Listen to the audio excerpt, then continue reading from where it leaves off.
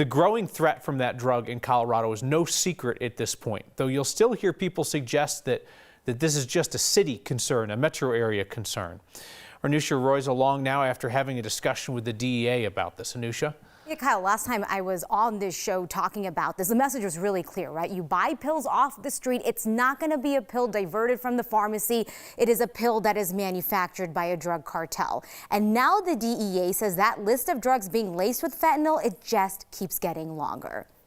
I think there's two things. There has been the counterfeit pills laced with fentanyl, but what we're seeing more is the other illicit drugs, namely cocaine, heroin, meth, also laced with fentanyl. So we've gotten this question a lot about why is fentanyl being pushed like this through Colorado? And it's honestly, it's so simple. It's about the money. So here's an example today. The DEA walked out with bags of counterfeit pills likely laced with fentanyl, cocaine and heroin that's going to be tested as well. And the DEA says 2 out of every 5 of those pills can have enough fentanyl to kill a person. Those 3 bags alone have a retail value worth $600,000. And that was just seized. One seizure in the Denver metro area. So you think about how many people that could have killed. And so many people have died from fentanyl overdoses, but a lot of times it's happening in separate cities, it's happening across the state. So we aren't always connecting the dots on how frequently this is happening. We're having the equivalent of a commercial airliner going down across the United States. What I mean by that is on average 285 Americans are dying a day. So this was happening all the time, but the fact that now there have been a few of these events where 3 have died, 5 have died, it's raised and struck the conscience of all of us saying, what is happening?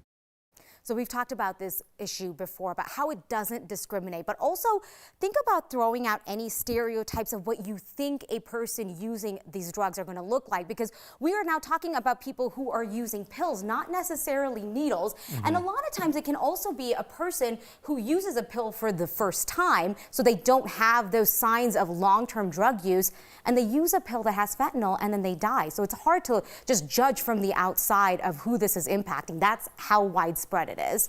And my understanding of one of the reasons why this is so insidious is because it's so easy to produce, and then therefore the price point for people on the streets to get it is lower. Yeah, so if you think about those bags of pills we just showed in that video, the DEA said 1 pill costs 4 cents to manufacture. By the time it gets to Denver, it's being sold for $10 a pill, right? So buying a pill for a person, there's not a huge price barrier, but there's also a huge profit to be made by the cartels itself. And that's really what's driving why we're seeing so much fentanyl showing up in Colorado. I think people are desperate for solutions, and you'll hear people put out a lot of different things, including the idea of, well, maybe if we just went back to like 1980s style drug policy and just locked up everybody that uses drugs, maybe that would help. What do the experts on the ground say about that approach? Yeah, so today the DEA actually talked about how their own role in how we got into this situation that pushed people towards heroin, pushed people towards drugs laced with fentanyl. And they said, you can't arrest your way out of this. I mean, the drug cartels have flooded Colorado markets with fentanyl at this point.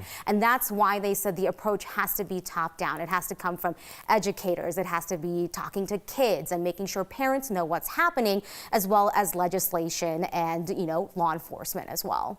If there's anything people grasp from this, it's in your community. Yes. It's in your community already. All right. Thank you, Anusha.